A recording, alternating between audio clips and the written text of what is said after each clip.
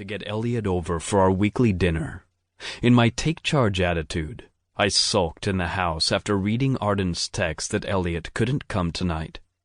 There were no other details. Being the first to speak when my eyes fell on his, I walked straight to my partner and said, "I'm sorry, guys. Help yourself to whatever. I need to talk to Arden, and we may be a while." Scarlett was used to this, and Andrew had become part of the gang. Scar shrugged in agreement, while Andrew started pouring him and Scarlett more of our expensive wine. Retreating to our home office, I pointed my index finger at Arden, about ready to light into him. He must have messed something up further. Fuck. Listen to me.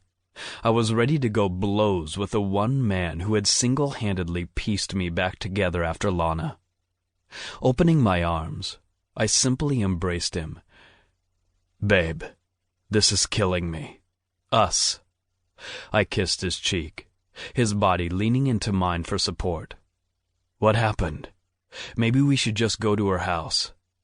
Arden lowered his head, weaving his hands in the blonde waves of his hair. With a wince, he simply stated, "She's not home. Has plans tonight." With a clench of his jaw, something I rarely saw, he continued, "I thought she was giving me the runaround, but she's out." Andrew confirmed it. "She's on a date?" I yelled, but Arden, knowing me as he did, didn't flinch. My possessiveness was one of the many traits Arden had always found endearing. "Yes." He paused. My heart ramped up because I didn't like the tense expression that pulled at his lips. "With Keith." The jackass Keith? The man who screwed her over and left her at a low time in her life? Jealousy tormented my heart and soul. Damn it. I'm going after her. Even if she doesn't want us, or she needs us to back the fuck off. We pushed her to do something this stupid. Arden didn't try to stop me, and knew me well enough to understand it was fruitless at this moment. I slammed down the hallway to the one person who could help me, and I'd be damned if he gave me the runaround. When I found Andrew, my demand was made apparent when I almost roared. "Where is she tonight?" I saw the conflict in his eyes, but I didn't give a fuck. "Damn it, Andrew, I'm not to be messed with right now. Just tell me. If she fires you, I will hire you." "Shit, man. You're asking a lot out of me." Andrew's eyes flitted to Scarlett for what I assumed was support, but her stare remained on her wine glass. "I don't care." My reply was flat. Okay. He waved his arms in defeat. "He always takes her to Naha and Clark. I can't guarantee that is where they are, but he's a greedy man and never treats her to her favorite places." Already at the elevator with my keys in my hands, I called out, "Wish me luck, baby. I'm going to get our girl."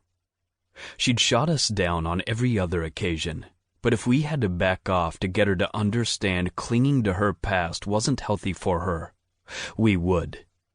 That was what you did when you loved someone. Fuck. I was in love with Elliot Arnold. Fuck me sideways. The second I crossed through the doors of Naha, I was met with Elliot's striking face.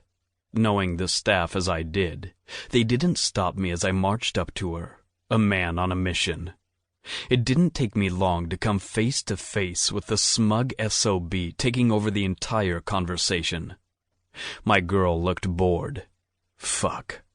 She was my girl, Arden's and mine. Drumming her fingers on the table, she didn't see me at first until my booming voice brought her out of her trance. "Elle, I need to talk to you. Can you give me a couple of minutes, please?" She jerked her head back. "Why am I not shocked? You have no boundaries. Not this time."